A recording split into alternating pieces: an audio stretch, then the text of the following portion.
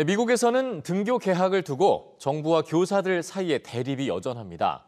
교원 노조가 학생들을 집으로 돌려보낼 정도로 갈등이 극에 달했던 시카고에서 어제 극적 타결이 이루어지며 학생들이 학교에 갈 수 있게 됐는데요. 어떻게 된 건지 취재기자와 살펴보겠습니다. 황대웅 기자 어서 오시죠. 안녕하십니까. 네.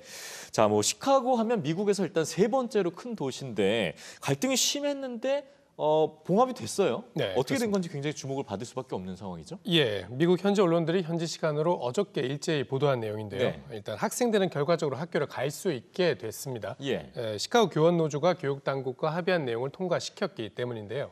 시카고에서는 지난달에 단계별 등교 계약이 추진이 되다가 교사들이 추가적인 안전 대책을 요구하면서 이 절차가 한번 중단됐었습니다. 그래서 교원 노조가 원격 수업을 진행하면서 추가적인 안전 조치가 확보되지 않는다면 파업까지 들어갈 계획을 세웠는데요.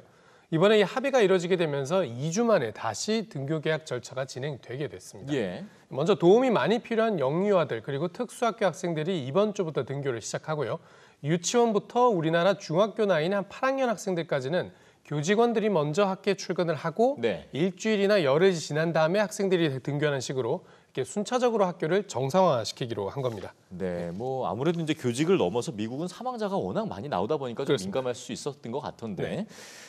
교사들이 일단 요구했던 안전 조치들이 있지 않습니까? 어떻게 좀 적용이 됐습니까? 뉴욕타임즈가 보도한 내용을 보면요. 시카고시에서 일단 당장 이번 주에 출근해야 되는 교사들을 위해서 코로나19 백신 2,000회분 접종 분량을 지원하기로 했습니다. 예. 또 시차를 두고 출근하는 교사들을 위해서 추가로 1,500회분을 더 준비를 했고요. 예. 미국에서 교사들이 우선 접종 대상에 포함됐다는 소식 전해드렸었는데 이 우선 접종 대상자가 상당히 많기 때문에 지자체 상황에 따라서는 교사들의 순위가 뒤로 밀릴 수가 있었거든요. 그렇죠. 시카고에서는 교사들이 백신 우선 접종권을 쟁취한 셈입니다. 예.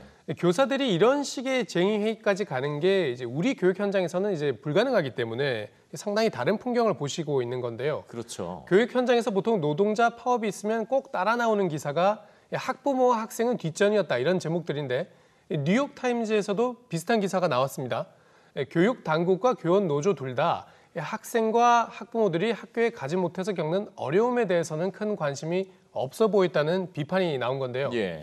지금 국내에서도 안전한 등교 계약을 위해서는 교사들에게 백신을 먼저 접종해야 한다는 주장도 나오고 있는데 과연 시카고와 같은 결론이 날 수 있을지는 여건이 다르기 때문에 지켜봐야 될 것 같습니다. 네, 그렇죠. 일단은 우선 교사가 있어야 학교 문도 열 수 있고 그래야 네. 학생과 학부모의 갈등도 풀어낼 수 있을 거니까요. 그렇습니다. 네. 그런데 보면 바이든 정부가 이제 출범을 하면서 100일 안에 등교 계약을 실시하겠다. 근데 다른 모든 학교들도 이게 다 가능할까요?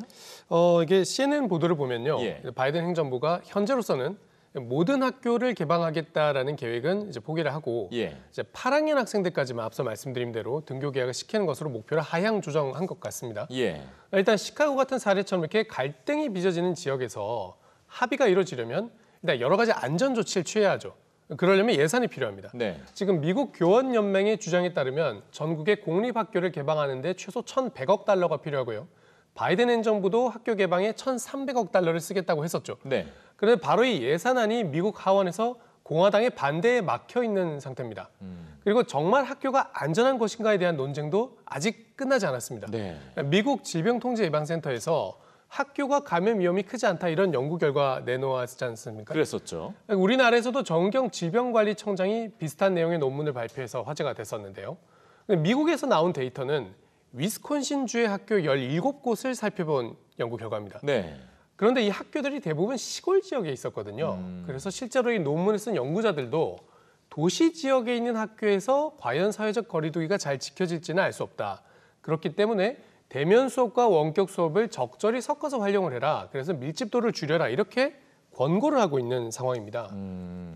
결국은 보면 등교 개학 문제에 있어서는 어떤 정해진 답이 있다라고 보기는 어려운 상황입니다. 그렇죠. 지금 미국의 학교만 해도 13만 개가 있는데 크기도 다르고 여건도 다 다릅니다. 네. 우리나라도 마찬가지죠.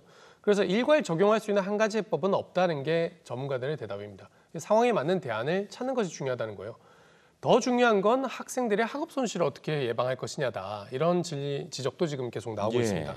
미국의 아틀란타시 같은 경우에는 학생들에게 여름방학 때 의무 보충 수업을 듣도록 하는 방안을 고려하고 있다고 합니다. 네. 작년 3월부터 시작해서 지금까지 제대로 듣지 못한 수업들을 다시 받을 수 있도록 하겠다는 거죠. 경제적으로 지원이 필요한 학생들 5만 1,000명을 대상으로 할 거라고 하는데 앞으로 이런 식의 대안이 더 많이 나와야 될 수도 있겠습니다. 그렇습니다. 학업 손실의 보충 가장 큰 숙제가 될 것 같습니다.